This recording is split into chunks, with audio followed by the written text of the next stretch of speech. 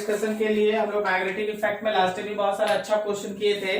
Seat में जितना भी क्वेश्चंस है उन सब का लेवल बहुत अच्छा है, तो आपको डिस्कशन में थोड़ा ध्यान रखना होगा हर चीज का। हम लोग के पास है क्वेश्चन नंबर 22। लिखा है in the figure shown a coil of single turn is wounded on a sphere of radius r and mass m. The plane of the coil is parallel to the plane and lies in the equatorial plane of the sphere. Current in the coil is I. The value of B if the sphere is in equilibrium is.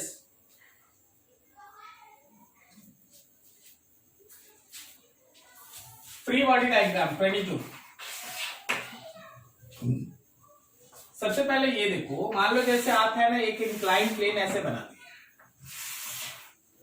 और इस incline पे आपके पास कोई एक sphere. Free body diagram देखो, suppose this angle is theta, तो free body diagram दिखाता है कि नीचे की तरफ mg काम कर रहा है, इस डायरेक्शन में mg cos थीटा, इस डायरेक्शन में mg sin थीटा, इस डायरेक्शन में mg cos थीटा। तो जरा गौर करना कि इस पॉइंट के अबाउट में, इस पॉइंट के अबाउट में ये घूमना चाहता, सही है ना? होगा ना, स्फीयर रोल करता हुआ ऐसे आएगा नीचे। तो जरा देखो, जो पॉइंट हम आपको मार्क करके दिखा रहे हैं उस पॉइंट के अबाउट में mg cos थीटा का टॉर्क होगा या mg sin थीटा का टॉर्क? mg cos थीटा का तो लाइन ऑफ एक्शन वहीं से गुजर रहा है, तो उसका तो टॉर्क जीरो होगा ना। Torque of mg cos theta is zero but torque of mg sin theta is force mg sin theta into perpendicular distance which is the radius of the sphere. Force into perpendicular distance में radius of the sphere.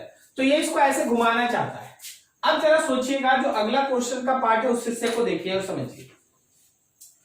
Question ये कहता है कि यहां पे आपके पास एक coil है,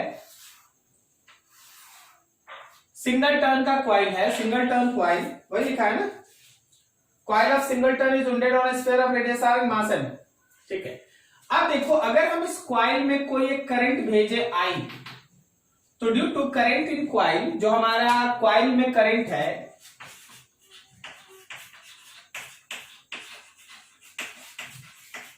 due to current in coil, coil में जो करंट है, क्या हम लोगों के पास magnetic moment I into N into a होता है? क्वेश्चन कहता है कि आपको नंबर ऑफ टर्न्स, क्वेश्चन कहता है आपको नंबर ऑफ टर्न्स 1 लेके चलना है। आपको कितना टर्न लेके चलना है? एक टर्न। अगर आपको एक टर्न लेके चलना है तो आप इसी मैग्नेटिक मोमेंट को लिख सकते हैं I इंटू 1, एरिया की जगह पे पाई आर स्क्वायर। ठीक है जी, ठीक। अब जरा बात कीजिएगा, देखिए ये मेरा कॉइल, इसमें अगर करंट मूव कर रहा है तो वो इस डायरेक्शन में मैग्नेटिक मोमेंट क्रिएट किया है, मैग्नेटिक मोमेंट। ठीक है, मान ले जैसे करंट ऐसे घूम रहा है तो मैग्नेटिक मोमेंट इधर है। फिगर को जरा गौर से देखो, बी फिर नीचे की तरफ है, मतलब मैग्नेटिक मोमेंट। और एंगल भी आप समझिएगा थोड़ा ध्यान से, ये एंगल है थीटा। अगर वो एंगल थीटा है तो क्या ये थीटा, ये थीटा हुआ, तो फिर ये 90 माइनस थीटा, करेक्ट जा रहे हैं, फिर ऊपर एंगल होगा थीटा।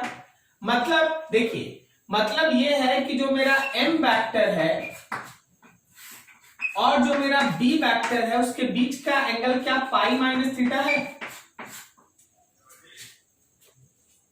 अच्छे से समझो, क्या ये समझ में आया?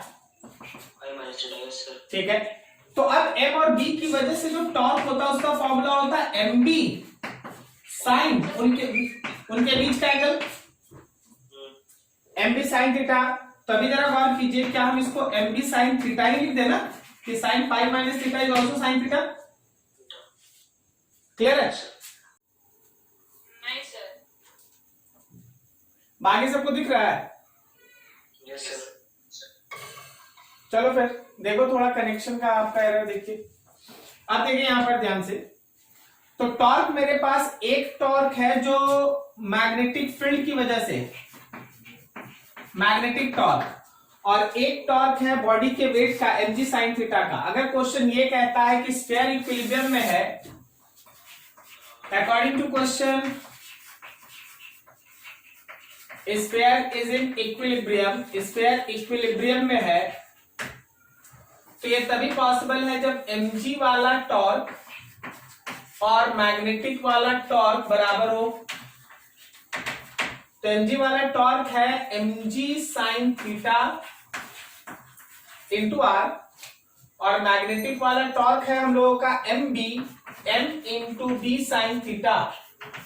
अच्छा, दोनों तरफ sin थीटा ही आ गया, तो चलो ये sin थीटा कैंसिल, तो मेरे पास आ गया है mgr, और जहां m लिखे वहां पे हम लिख सकते हैं i dot pi R square, i dot pi R square, और साथ में है b, r से स्क्वायर कैंसिल, निकालना क्या था, करंट ना। अच्छा, बी फील्ड निकालो, तो that b will be equals to mg divided by i times of pi r। Answer देखो कुछ है क्या, यस सर सही। mg divided by pi i r, B वाला ऑप्शन। क्या आप समझ पाए? Yes sir. तो देख यहाँ पे इस पे अगर ये कॉइल नहीं होता तो mg sin थीटा उसको क्लॉकवाइज घुमाता हुआ नीचे ले आता।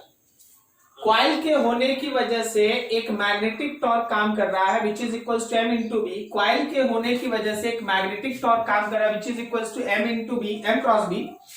अगर मैग्नेटिक टॉर्क mg के द्वारा जो टॉर्क प्रोड्यूस है दोनों बैलेंस अगर हो जाए तो that sphere will be in equilibrium, and this is the case.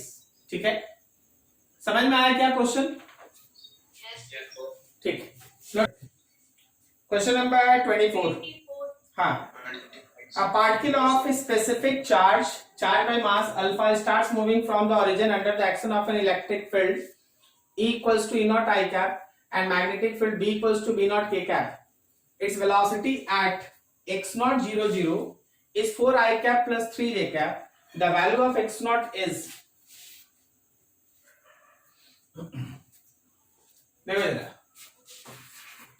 Question number 24। Electric field E naught है, magnetic field B, electric field है ई नॉट आई कैप और मैग्नेटिक फील्ड है B naught K cap. Electric field है E naught I cap, magnetic field है B naught K cap. It's velocity at, हम लोग को इसका वेलोसिटी बताना है, कहां बताना है, तो x नॉट 0 0 पे, सॉरी इसका वेलोसिटी दे दिया है and your velocity given is 4 I cap plus 3 J cap।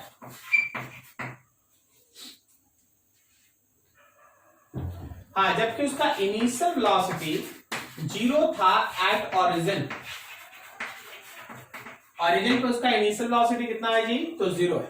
अभी जरा गौर करो, हम लोग लास्ट टेस्ट में ऐसा डिस्कस किए थे कि जो हम लोगों का मैग्नेटिक फोर्स, जो हम लोग का टोटल फोर्स लगता है, अगर एक इन्वायरमेंट में इलेक्ट्रिक और मैग्नेटिक फील्ड दोनों है तो क्या ये दोनों फोर्सेस का सम होगा? तुम्हारे एनवायरनमेंट में इलेक्ट्रिक फील्ड भी है, मैग्नेटिक फील्ड भी है, तो अभी आपको इलेक्ट्रिक फील्ड की वजह से भी फोर्स और मैग्नेटिक फील्ड की वजह से भी फोर्स लेना है। इलेक्ट्रिक फील्ड का फोर्स हो गया QE वेक्टर और मैग्नेटिक फील्ड का फोर्स हो गया Q times of B cross B। This is Q, E की जगह पे E not and I cap, and this is Q, B के जगह पे 4, सॉरी वेलोसिटी इतना हो गया है,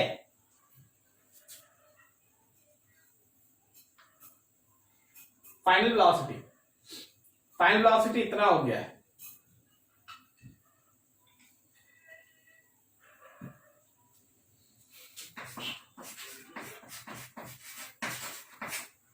B क्रॉस B। अभी जरा गौर करना, तो मैंने इस फोर्स का एक क्वेश्चन आ गया, Q E not I cap plus Q times of, velocity की जगह पे चलो ये वैल्यू लिख लो, 4 I cap plus 3 J cap. Cross product इसका लेना है भाई B के साथ, and B is V not K cap, B is V not K cap. थोड़ा ध्यान दीजिए क्रॉस प्रोडक्ट पे, तो that force is equals to Q E not I cap plus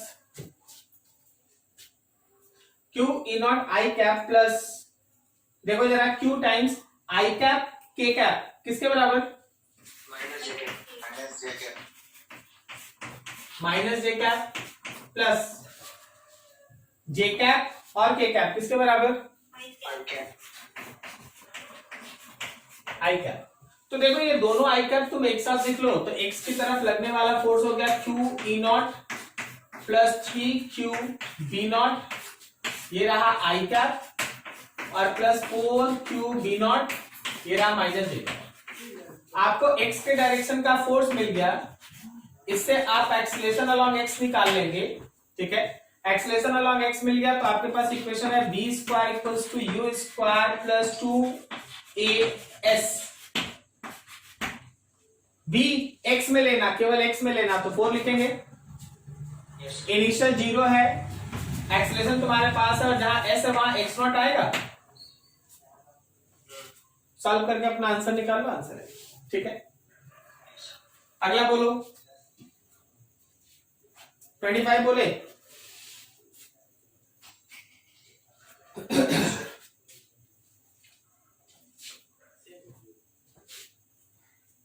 हाँ, 25 देखिए। क्वेश्चन तो सब कोई पढ़े हैं ना, सबके पास क्वेश्चन तो अवेलेबल है ना। तो देखो जैसे लिखा है 25 में, a conducting wire bent in the form of a parabola and the equation is y square is equals to 2x carries a current I equals to 2 ampere as shown in figure.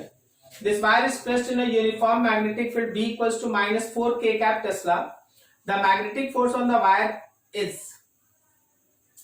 इसके लिए आप ये समझिए, थोड़ा एक theory चीज को आप याद कर लीजिए कि अगर मेरे पास कोई इरेगुलर शेप का वायर होता है, याद है आपको, अगर ये इरेगुलर शेप का वायर है, इस परपेंडिकुलर मैग्नेटिक फील्ड में रखा है, तो इसमें अगर हम लोग फोर्स निकालना चाहते हैं तो क्या आपको याद है, फोर्स के लिए आप इक्वेशन लिखते हैं बी आई एल इफेक्टिव। ये फोर्स का मैग्नीट्यूड होता है बी आई एल इफेक्टिव। जहां इफेक्टिव लेंथ आप कैसे निकालते, दोनों एंड के बीच का शॉर्टेज डिस्टेंस, यही है ना एल इफेक्टिव। तो अब देखो तुम्हारा क्वेश्चन पे, ये एक्स एक्सिस, ये Y axis, obviously Z axis board के परपेंडिकुलर है। क्वेश्चन में लिखा है कि जो आपका बी फील्ड है वो है -4 k कैप। क्या बोलता है, ये बोर्ड के अंदर है। ठीक है, अब इसमें एक पैराबोला बनाया गया। पैराबोला के शेप में एक वायर है, इसमें करंट है I, और ये एंड जहां इसको टच कर रहा है उसका एक्स कोऑर्डिनेट है 2.0। मान लो इस पॉइंट को A कह देते हैं, इस पॉइंट को B कह देते हैं। By using equation of parabola, जो क्वेश्चन में दिया है, अकॉर्डिंग टू क्वेश्चन अगर तुम जाओ तो लिखा है y square is equals to equation of that parabolic wire is this. तो क्या हम लोग x के जगह पे 2 पुट करके y कोऑर्डिनेट निकाल लें। At x equals to 2.0, y is ±2। सही है ना, ±2। तो ऊपर वाले का कोऑर्डिनेट हो गया x कोऑर्डिनेट 2 और y कोऑर्डिनेट 2, और नीचे वाले का x कोऑर्डिनेट 2 और y कोऑर्डिनेट -2। सही। तो अब देख, जैसे हम लोग दोनों एंड के बीच का शॉर्टेस्ट डिस्टेंस निकालते थे, वही एल इफेक्टिव होता था। तो अगर हम इस एंड से इस एंड तक का शॉर्टेस्ट डिस्टेंस निकालेंगे तो क्या ये पोर्शन एल इफेक्टिव की तरह काम करा। कितना, 4, एल इफेक्टिव 4। समझ में आया क्या। So your equation of that force is, magnitude of that force is B I L effective. B के जगह पे 4 पुट कर लो, आई कितना है 2 एम्पियर, और एल इफेक्टिव भी 4, कितना हो गया 32 न्यूटन अप्रॉक्स। हाँ 32 न्यूटन। अब बताओ उसका डायरेक्शन, डायरेक्शन भी है क्वेश्चन में मेंशन है। अभी आपके पास 2 ऑप्शन इसका दिया हुआ, 32 में 2 ऑप्शन दिया हुआ है, एक है 32 आई कैप और एक है 32 - आई कैप। तुमको बताना कौन सा सही होगा। क्या बी फील्ड अंदर है, करंट ऊपर से नीचे जा रहा है। तो बी फील्ड अंदर है, करंट ऊपर से नीचे जा रहा है, तो पाम राइट में। So which one is correct, 32 I cap और 32 - आई कैप।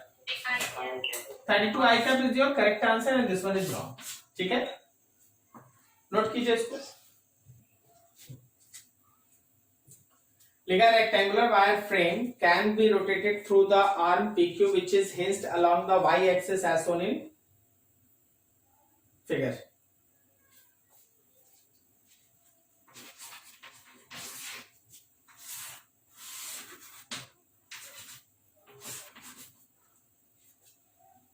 ये y एक्सिस है, ये z एक्सिस है, ये x एक्सिस है।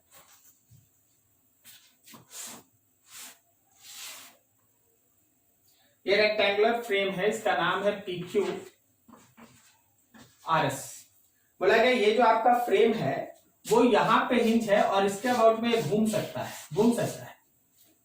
ठीक है, क्वेश्चन आगे लिखा है, if the wire frame has mass m and external magnetic field B naught I cap plus K cap। एक एक्सटर्नल मैग्नेटिक फील्ड है B naught I cap plus K cap और इसका मास है m।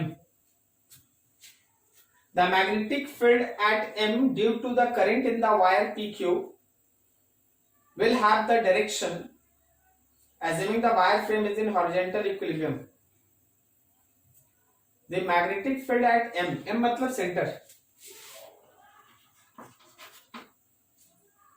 The magnetic field at m due to the current in the wire PQ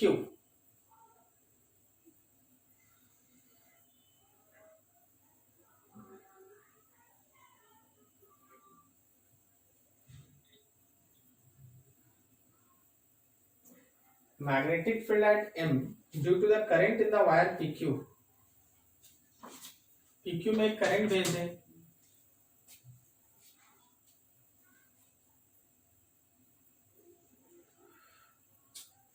question ही नहीं complete हो रहा है।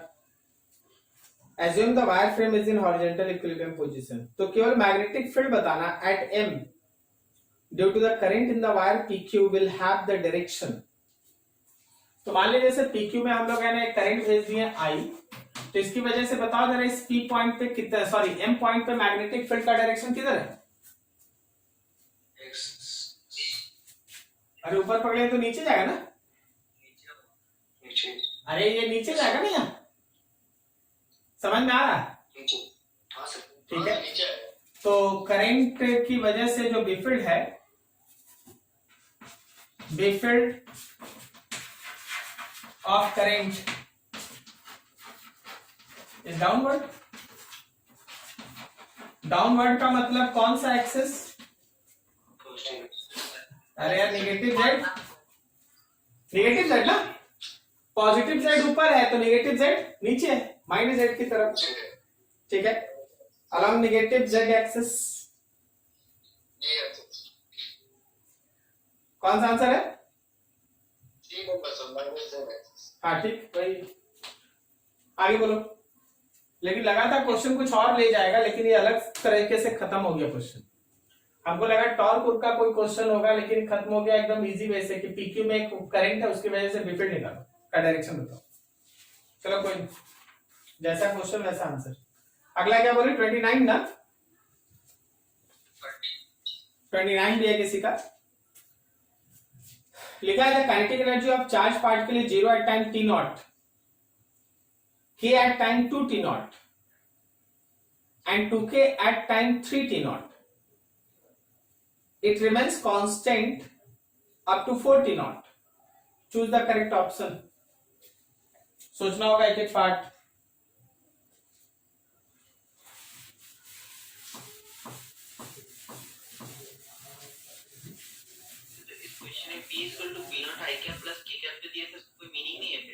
हाँ वही तो, इसका कोई मीनिंग नहीं है ना क्वेश्चन में, है ना। हम बोले ना क्वेश्चन जब हम पढ़ रहे थे तो हमको लग रहा था टॉर्क से रिलेटेड कुछ होगा, लेकिन लास्ट में ऐसे जगह पे खत्म हुआ कि बस बोल दिया कि पीक्यू में एक करंट है, उसकी वजह से बीफील्ड का डायरेक्शन बताओ, और कुछ हुआ ही नहीं। हम भी तो रुक के यही सोच रहे थे ना कितना डाटा देने का फिर यूज क्या है। ठीक है, तो उसका कोई यूज नहीं था, क्वेश्चन जैसे था वैसे आंसर देना पड़ेगा ना, जैसा रहेगा। चलो देखो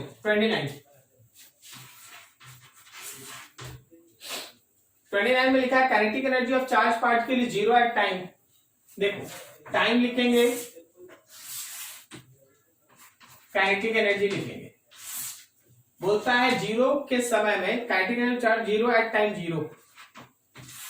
उसके बाद फिर बोला कि kinetic energy k at time 2t not,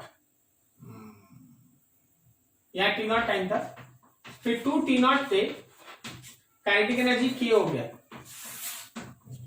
फिर उसके बाद बोला 2K एट टाइम 3T0। अगर 3T0 लेते हैं तो यहां पे 2K हो गया और remains constant up to 4T0। मतलब आप 4T0 तक भी जाते हैं तो भी ये है ना 2K ही रहता है, काइनेटिक एनर्जी में कोई चेंज नहीं। अब इसके बेसिस पे हम लोगों को कुछ है ना ऑप्शन है उसको चेक करना है। ध्यान रखना शुरुआत में काइनेटिक एनर्जी 0 था, 0 पे सॉरी T0 पे और फिर 2T0 पे K हो गया and so on so on so on. नीचे है only electric field is present between a time interval T0 to 2T0। T0 से 2T0 there is some change in kinetic energy, सही है। Yes, sir. यहां से यहां तक मतलब देखो T0 से 2T0 there is some change in kinetic energy which is equals to K। तो इसका मतलब यह है कि electric field must be present, electric field होना ही चाहिए। Yes, sir. बिना इलेक्ट्रिक फील्ड के ये नहीं हो सकता, लेकिन इलेक्ट्रिक फील्ड होना चाहिए। क्या ये इस बात का जरूरी है कि वहां मैग्नेटिक फील्ड नहीं होगा? No, sir. No, sir. देख भाई इसमें बी फील्ड मे और मे नॉट बी ना, मे और मे नॉट बी प्रेजेंट,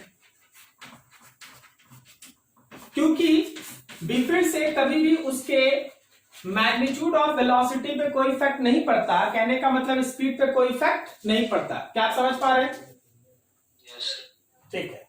अब जरा देखिए अगला टाइम, दूसरा option, no field is present between time interval 3T0 to 4T0। 3T0 से 4T0 तक जरा गौर करो, 3T0 से 4T0 तक काइनेटिक एनर्जी का चेंज नहीं है। अगर चेंज नहीं है तो E तो must be 0। 0, yes, sir. Yes.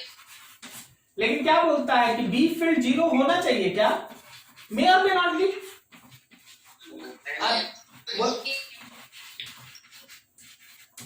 क्यों बोल दिए मे और मे नॉट बी? अगर रहेगा तो फिर कैसे काइनेटिक एनर्जी कांस्टेंट हो सकता है? बोलो सोच के। वो तो बस डायरेक्शन डायरेक्शन बदलता है, तो अगर रहेगा भी तो भी फर्क नहीं पड़ता है, क्योंकि उससे उसके मैग्नीट्यूड पे कोई अंतर नहीं पड़ेगा। ठीक है, तो जरा देखना वहां पे क्या क्या ऑप्शन है। लिखा है कि only electric field is present, first में लिखा only electric field is present between the time interval T0 and 2T0। तो क्या ओनली इलेक्ट्रिक फील्ड होगा? मैग्नेटिक फील्ड भी हो सकता है। Yes. तो A is not correct. B में लिखा no field is present, present हो सकता है क्या? तो B is also not correct. C में लिखा both A and B are correct, D में लिखा both A and B are wrong. देखो डी वाला ऑप्शन है क्या? Yes, sir. समझ में आया ना क्या हो रहा है? Yes, sir. ठीक है, तो थोड़ा सोच समझ के देख लीजिए अच्छे से। अगला चलो 29 के बाद 30 बोले कोई? Yes, sir. चलिए 40 तक में बता दीजिए एस्टिमेट अपना कौन कौन सा है। 30 है किसी का, उसके बाद 31. 31 और 34. 34 और 35. 35. 35 37. 37 हाँ 36. गुड गुड गुड और 38. गुड और आगे 39 और 40।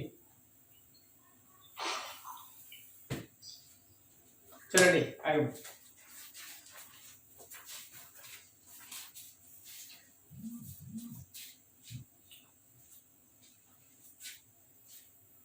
अच्छा चलो जरा इसमें एक सोच के बताना कि ये टाइम इंटरवल में कौन सा फील्ड मस्ट बी प्रेजेंट?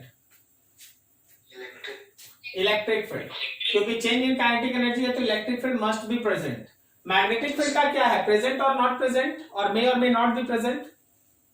मे और मे नॉट बी हो भी सकता है, नहीं भी हो सकता, ठीक है ना, उससे काइनेटिक एनर्जी पे कोई फर्क नहीं पड़ता। हो भी सकता है। 3 infinitely long wire 1 2 3 carries equal current in the direction shown in figure. Carries equal current in direction shown in figure. They are placed on the vertices of an equilateral triangle. Let F be the magnitude of force between any two wires. F1 is the magnitude of force on wire 1, F2 the magnitude of force on wire 2, then F1 और F2 ये सब सोचना है।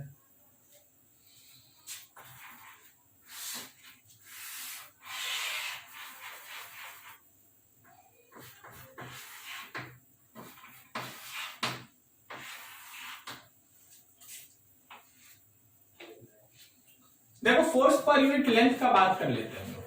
Force per unit length on current carrying wire in different. चलो ये question बोलो।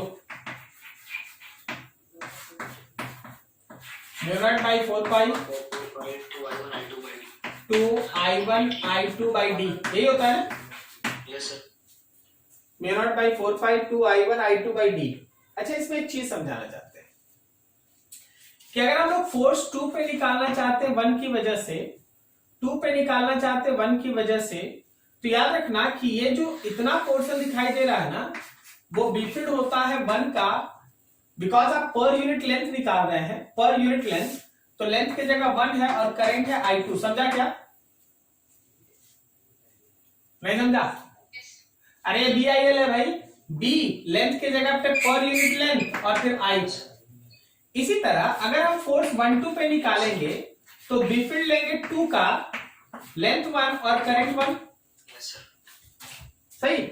बताना ये चाहते हैं कि अगर आप फोर्स निकालना चाहते हैं ऑन मान लो एक्स वायर, तो याद रखना कि तुमको वहां का नेट बिफिड लेना पड़ेगा, लेंथ 1 ले लो, ठीक है, और करंट लेना पड़ेगा एक्स का। अगर आप force per unit length x पे निकालना चाहते हैं तो पहले आप वहां पे नेट फील्ड निकालिएगा, वो नेट फील्ड वाई और जेड की वजह से होगा, फिर करंट लीजिएगा एक्स का, लेंथ लीजिएगा एक्स का। क्या ये समझ में आ रहा है? ऐसा इसलिए हम बोल रहे हैं क्योंकि आपको वायर्स का नाम दे दिया है 1, 2 और 3। अब सोचना ध्यान से। सबसे पहले हम लोग लेने जा रहे हैं, कैलकुलेट करने जा रहे हैं फोर्स 1, मतलब force on 1 due to 2 and 3।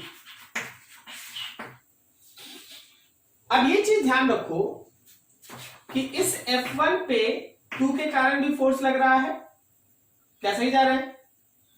अब ये देख, अभी इसमें बहुत कुछ पढ़ा था। इसमें तुम ये पढ़ा था कि अगर सेम डायरेक्शन में करंट होगा तो बोलो अट्रैक्ट करेगा ना, सेम डायरेक्शन में करंट होगा तो अट्रैक्ट करेगा, अपोजिट डायरेक्शन में करंट होगा तो रिपेल करेगा। तो चलो जरा देखो, ये क्रॉस है, ये डॉट है, तो they attract each other, sorry opposite direction, they opposite direction में क्या होता है भाई? रिपेल। तो ये क्रॉस है, ये डॉट है, तो ये रिपेल करेगा, इधर करेगा। This is force acting on 1 due to 2, और ये इसको इधर रिपेल करेगा। This is force acting on 1 due to 3, दोनों के बीच का एंगल 60 होगा। 60 यस सर। ठीक है, तो अगर हम फोर्स 1 लिखे, नेट 1, तो क्या वो F12 वेक्टर और F13 वेक्टर का सम है? शॉर्टकट में लिखे तो क्या ये √3 टाइम्स ऑफ फोर्स आएगा? Yes sir. √3 क्यों आ गया? 60। चलो ये था। अब आगे सुनना, किसी तरह अगर हम लोग 2 पे निकालना चाहें, 2 पे F2 निकालना चाहें 2 पे, तो देख ये दोनों एक दूसरे को रिपेल किया इधर, और ये क्रॉस क्रॉस है तो अट्रैक्ट किया इधर, दोनों के बीच का एंगल 120 हो गया। Yes sir. अब जरा सोच के बताना, अगर हम लोग Fnet 2 पे निकालना चाहते हैं तो force acting on 2 due to 1 और force acting on 2 due to 3 का वेक्टर सम। अब वही वेक्टर अगर 120 डिग्री पे होता है तो क्या उसका रिजल्टेंट इंडिविजुअल के बराबर, तो F के बराबर। ठीक है, तो एक देख √3 टाइम्स F है और एक F है, मतलब फोर्स 1 जो है वो फोर्स 2 का √3 टाइम्स है। सही जा रहे हैं? Yes, sir. फोर्स 1 जो है, यहां से देखिएगा, फोर्स 1 जो है वो फोर्स 2 का √3 टाइम्स है।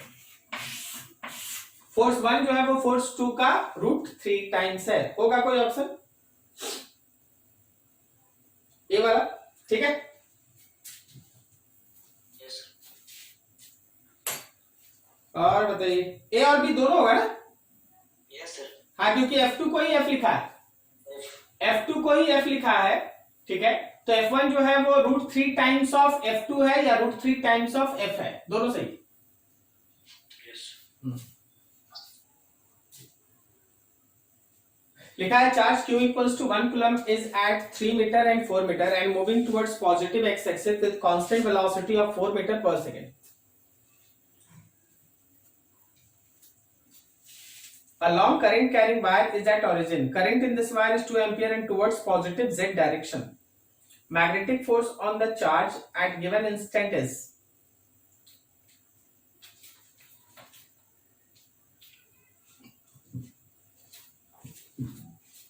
31.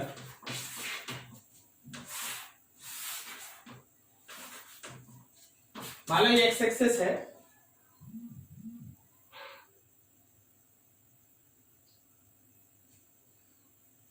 ये वाई एक्सिस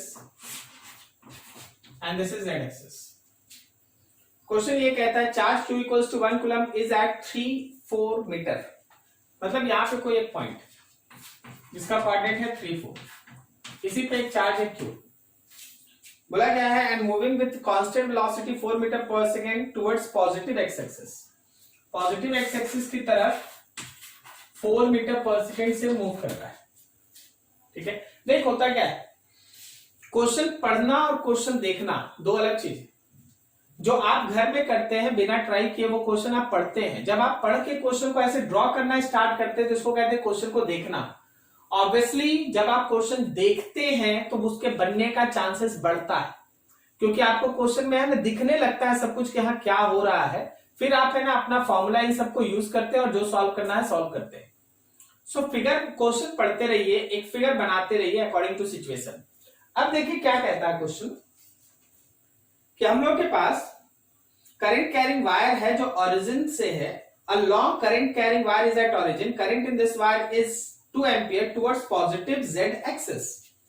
तो पॉजिटिव जेड एक्सिस का मतलब हो गया बोर्ड से बाहर। करंट करंट है बोर्ड से बाहर, ओरिजिन पे है और बोर्ड से बाहर है, तो डॉट लगा दे, ठीक है। ओरिजिन पे है और बोर्ड से बाहर है तो डॉट लगा दिया आप। बोला गया magnetic force on the charge, charge पे मैग्नेटिक फोर्स बताना है। जरा गौर करो, थोड़ी देर के लिए इसको भूल जाओ। क्या इस करंट की वजह से यहां तक का आप डिस्टेंस सोच पा रहे? 5 मीटर होगा क्या? नहीं समझा? अरे भाई इधर है 4 मीटर और ये है 3 मीटर, तो ये होगा 5 मीटर दूर। सही।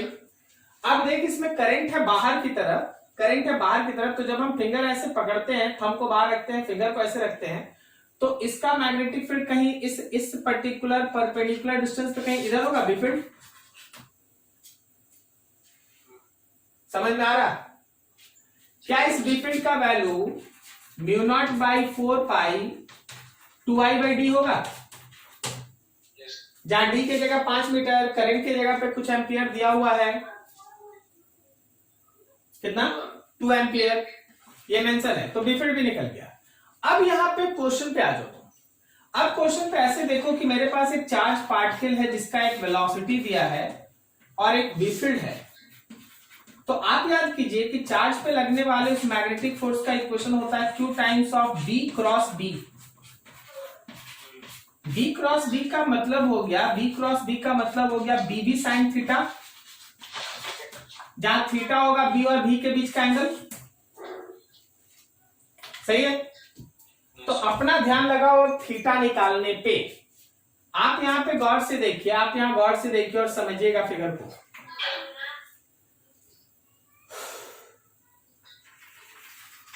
ये ध्यान रखना ये टोटल 90 है, क्योंकि वो रेडियस के ऊपर बी फील्ड परपेंडिकुलर, ठीक है 90 है।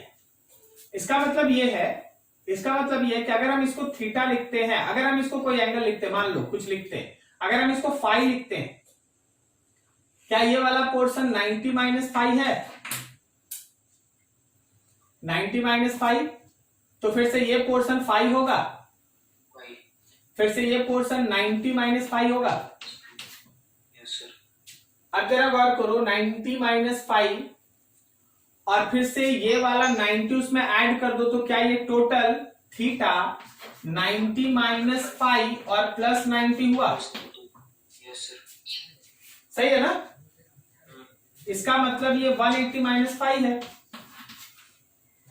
और फाइव का मतलब ये एंगल है, तो चलो इसको यूज करते हैं। So your magnetic force is B Q B sine 180 minus five, so it is B Q B sine five.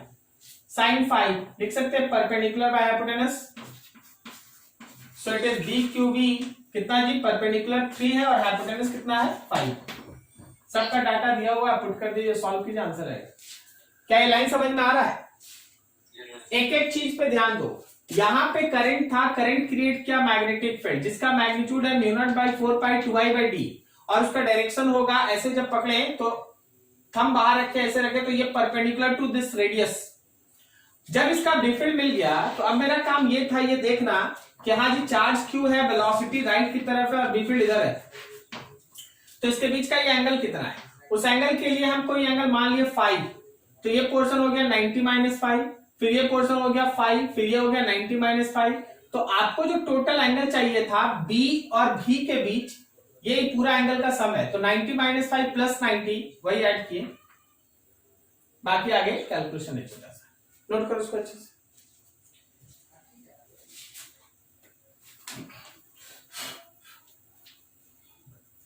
हाँ नेक्स्ट कौन सा बोले?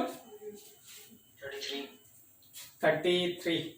A cylindrical wire of radius r is carrying current I uniformly distributed over its cross section. If the circular loop of radius small r is taken as amperial loop, then the variation of line integral of B field over the closed path over this loop with radius r of the loop will be best represented as. ये तो हम लोग कर रखे हैं ना, जरा गौर से देखना।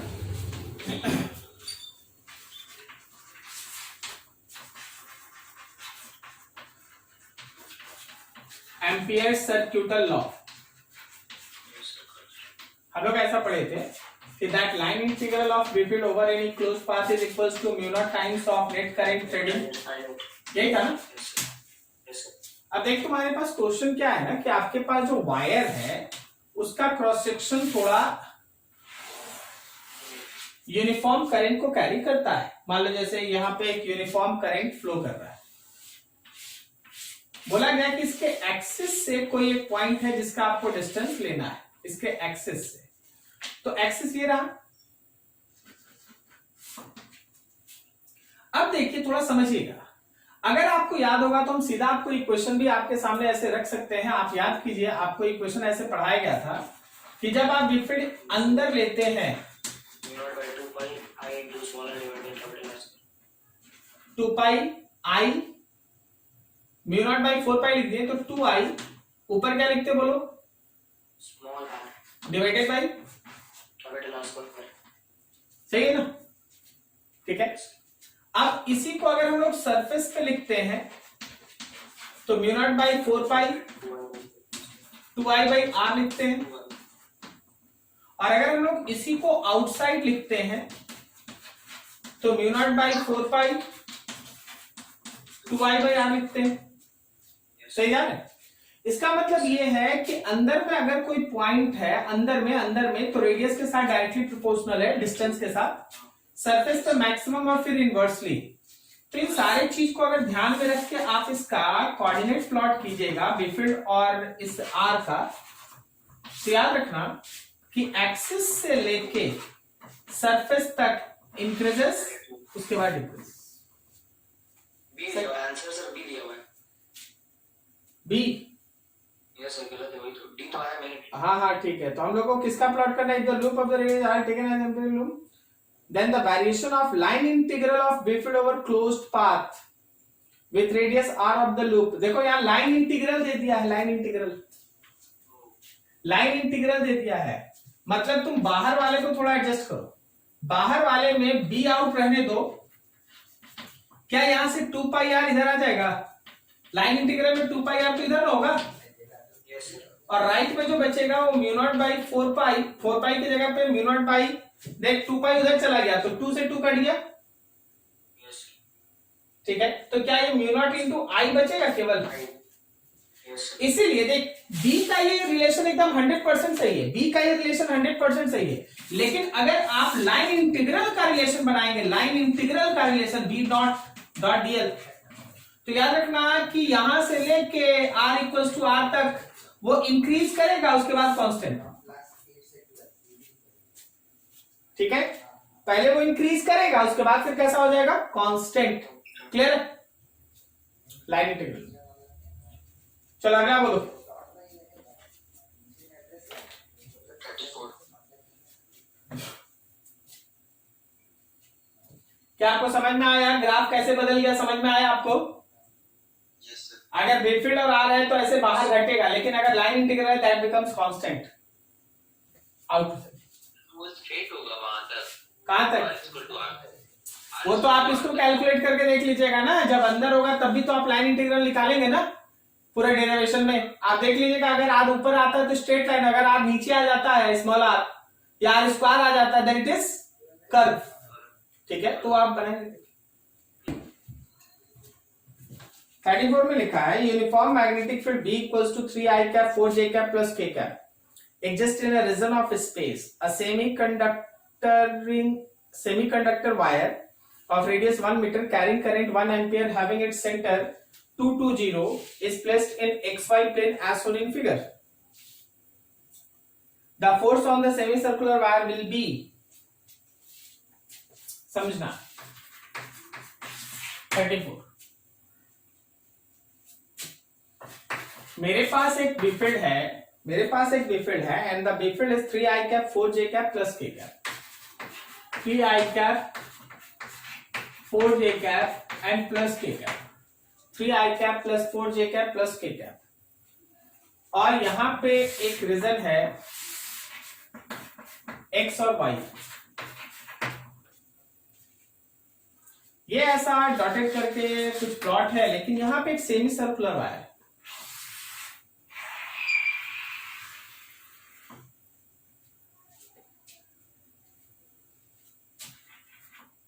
करंट इसमें ऐसे जा रहा है, ये एंगल 45 और ये पॉइंट है 2 का, और इसका रेडियस है 1 मीटर। तो ऑब्वियसली जरा समझना, थोड़ा फिगर को अच्छे से समझना। इस बी फील्ड का मतलब क्या? इस बी फील्ड का मतलब ये है, कि देख भाई एक्स में जो बी फील्ड है वो 3 है,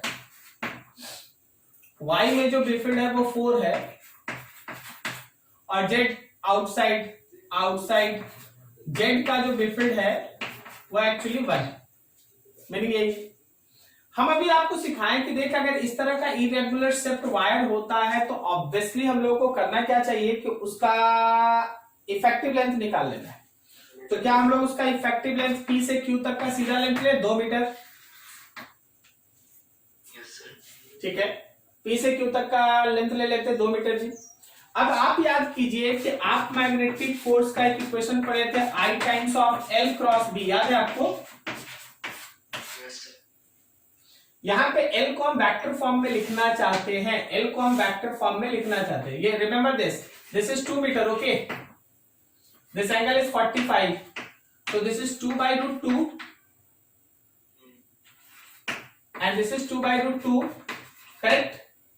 So this magnetic force can be written as I times of length के जगह पे root 2 I cap and root 2 J cap, ये लिखेंगे ना? क्या समझ में आ रहा है? ये 45 है भाई, तो इधर भी cos 45 होगा, 1 by root 2 होगा, तो 2 डिवाइडेड बाई रूट टू बचा, और साथ में इसका क्रॉस प्रोडक्ट अब b के साथ निकालना है, 3i cap plus 4j cap plus k cap. समझ में आया? अभी आप इसका क्रॉस प्रोडक्ट कर लें। i टाइम्स i कैप का i कैप के साथ cross product 0, i cap j cap i cap k cap. तो चलो जरा बोलो 4√2 i क्रॉस j k के बराबर प्लस √2 i क्रॉस k किसके बराबर?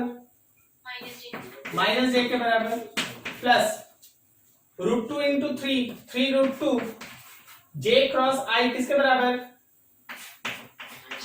माइनस k, j खत्म, फिर √2 j cross k i cap के बराबर।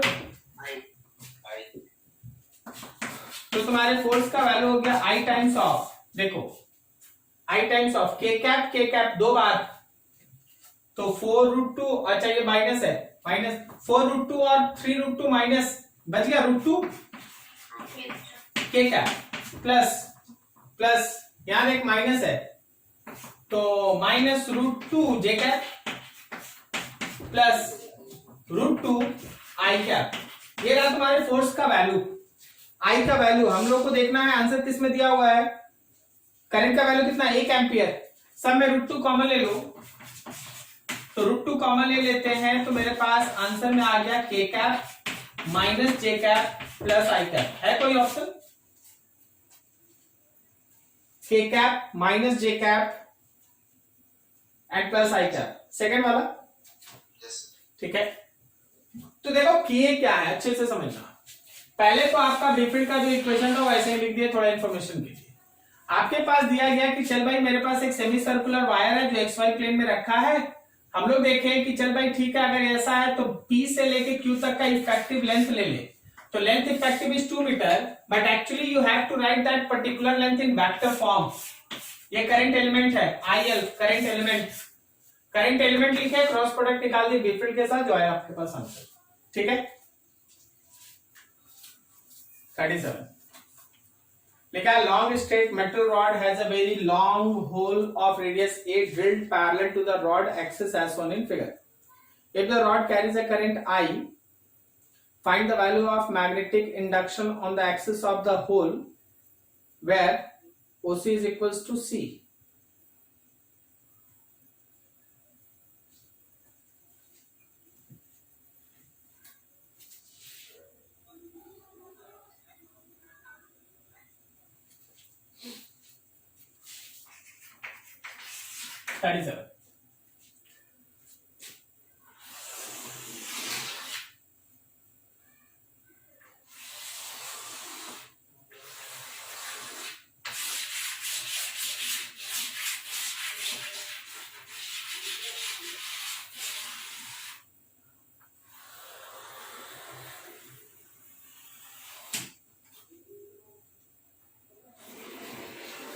ऐसा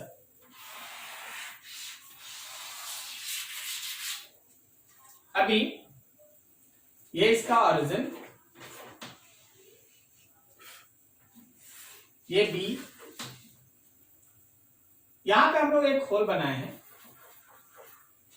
आप ध्यान रखिएगा कि एक बड़ा सा मेटल रॉड है, उसका क्रॉस सेक्शन आपको दिखाई दे रहा है, इसका सेंटर सी और इसका अपना एक रेडियस ए। बोला गया अगर इस मेटल रॉड में करंट है I, तो बोला गया है कि उस particular if the rod carries a current I, find the value of magnetic induction on the axis of the hole. हम लोगों को होल के एक्सिस पे मैग्नेटिक फील्ड इंडक्शन बताना है, जबकि इस O से लेके C तक का भी डिस्टेंस C लिखा गया है। देख, C है O से इस होल तक के सेंटर का डिस्टेंस, A है होल का रेडियस और B है इस पूरे मेटालिक रॉड का रेडियस, क्रॉस सेक्शन। करना क्या है ना कि होल के सेंटर पे अगर मैग्नेटिक फील्ड इंडक्शन हम लोगों को फाइंड आउट करना है, हम लोगों को होल के सेंटर, होल नहीं है वो एक्चुअली रॉड है, रॉड के लेंथ के अलोंग में वो ड्रिल किया हुआ होल है, रॉड के लेंथ के अलोंग में वो ड्रिल किया हुआ होल है। समझ में आ रहा है ये? ठीक है, तो सबसे पहले पूरे रॉड का मैग्नेटिक फील्ड इंडक्शन वहां निकाल लेंगे। पहले उस रॉड का पूरा मैग्नेटिक फील्ड इंडक्शन निकाल लेंगे और फिर होल के करंट की वजह से जो मैग्नेटिक फील्ड इंडक्शन वहां होना चाहिए था उसको माइनस करेंगे। समझ में आ रहा? लेकिन अभी देखो थोड़ा सा प्रॉब्लम क्या है ना कि किसी भी पर्टिकुलर करंट कैरिंग रॉड के या वायर के एक्सिस पे कितना मैग्नेटिक फील्ड होता है?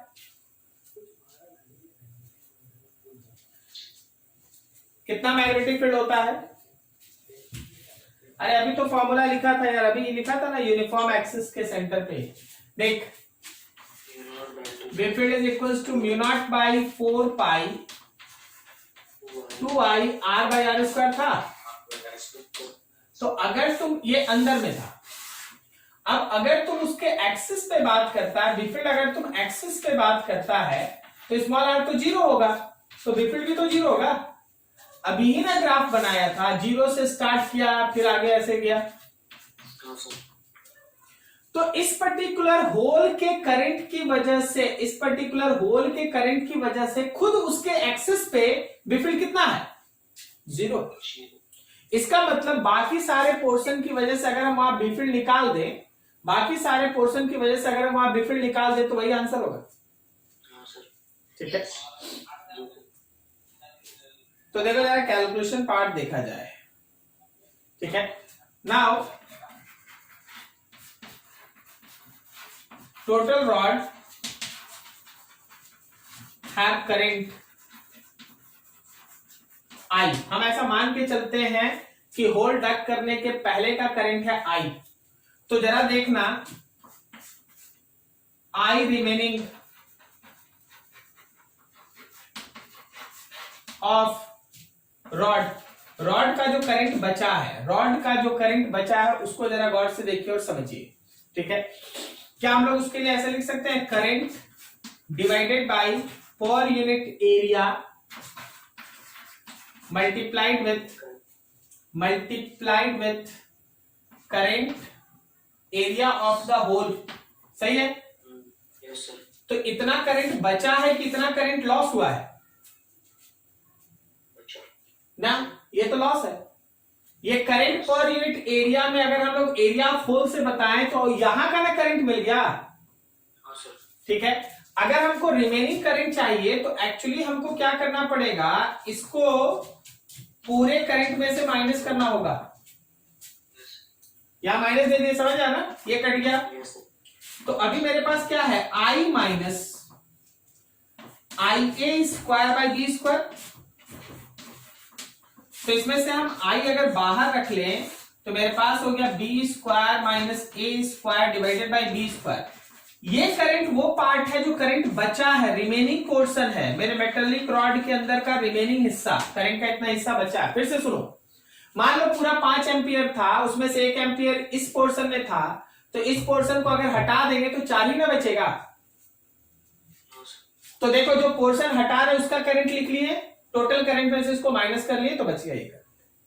अब आप इनसाइड का फॉर्मूला यहां देख रहे हैं, since B field inside, inside क्यों ले रहे हैं जरा वो भी क्लियर कर लो। देखो मेरे इस पूरे रॉड के लिए आपका होल का सेंटर भी तो इसके अंदर ही है ना, तो इसका मैग्नेटिक फील्ड इंडक्शन हुआ म्यू नॉट बाई 4 पाई 2 जो करंट बचा होगा वो इनटू सेंटर से आर का मतलब क्या है, सेंटर से उस पॉइंट तक का डिस्टेंस